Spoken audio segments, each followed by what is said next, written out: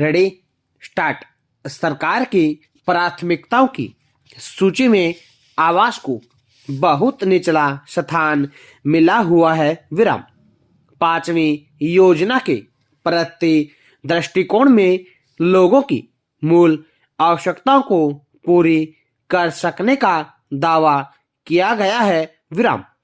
लेकिन आवास और शहरी विकास की कोई राष्ट्रीय नीति नहीं बनाई गई है विराम। जबकि दक्षिण अमेरिकी देशों ने कई कम खर्च के मकान बनाने के काम में बड़ी प्रगति कर ली है विराम। किसी भी राष्ट्रीय आवास नीति का मुख्य उद्देश्य यह होना चाहिए कि ज्यादा से ज्यादा मकानों के निर्माण को प्रोत्साहन दिया जाए और शहरों में किराए इस स्तर पर नीचे रखे जाएं कि मकानों के किराएदार उनका बोझ झेल सके विराम। लेकिन लगता है कि जब तक केवल ध्यान इस बात पर दिया गया है कि शहरी जमीन और संपत्ति की कीमतों में तथाकथित अनर्जित वृद्धि को किस प्रकार बटोरा जाए और जो व्यक्ति या संस्थाएं आवास के क्षेत्र में कुछ पहल या उद्यम दिखाते हैं उनके रास्ते में किस प्रकार ज्यादा से ज्यादा अड़चने डाले जाएं विराम।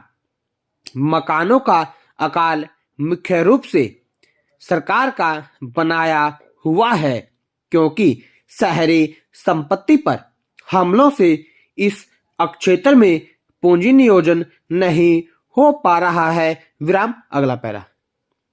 संयुक्त राष्ट्र के एक अध्ययन में कहा गया है कि सन 2000 ईस्वी में विश्व की जनसंख्या दोगुनी होकर 7 अरब हो जाएगी और इसमें से 60% लोग शहरों में रह रहे होंगे, जबकि 1960 में 40% आबादी शहरों में थी।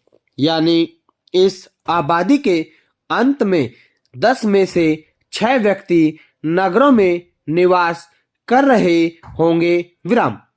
ग्रामीण क्षेत्रों से जनसंख्या को शहरों में ले जाने के बजाय ग्रामीण क्षेत्रों का शहरीकरण ही स्थायी हल दिखाई देता है विराम। इस समय आवश्यकता गांवों में विकास की व्यवस्था करने की है विराम। साथ ही शहरी क्षेत्रों में गंदी बस्तियों की सफाई की योजनाएं सुचारू बनाने की भी जरूरत है विराम। शहरों में मकानों की कमी लगातार बढ़ती जा रही है क्योंकि मकानों का निर्माण धीमी गति से हो रहा है विराम।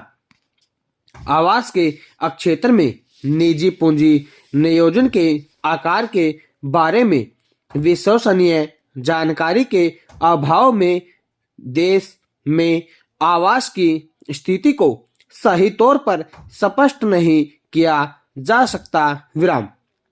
इस क्षेत्र में निजी पूंजी नियोजन सरकारी पूंजी में कहीं ज्यादा है विराम। नगरों में निजी मकानों का निर्माण कार्य अवश्य की महत्वपूर्ण भूमिका है विराम। सरकारी संस्थाएं कुल मांग का कम हिस्सा ही पूरा कर सकती हैं विराम। सरकारी नेता पर्याय निजी क्षेत्र की इस बात के लिए आलोचना करते हैं कि उसका ऐश्वर्यपूर्ण और बहुमूल्य मकानों के निर्माण में खर्च हुआ है विराम। यह सभी चाहते हैं कि इमारती सामान और धन का प्रयोग लाखों सादे मकान बनाने में किया जाना चाहिए विराम।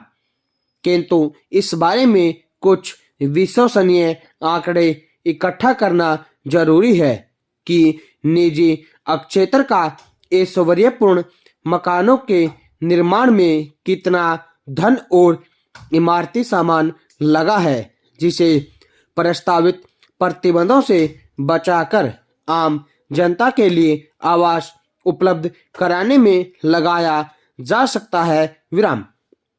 लगता है कि सरकार वास्तविकता का सामना करने के लिए तैयार नहीं है विराम। यह सर्वमान्य तथ्य है कि चाहे गरीब हो अथवा अमीर, प्रत्येक को बनाए रखने के लिए आवास योजना वस्त्र की आवश्यकता होती है विराम। इस दृष्टि से हमारी स्थिति मात्र गरीबी हटाने की नहीं अपितु उससे भी कहीं अधिक महत्वपूर्ण कंगाली कम करने की है विराम। स्टॉप।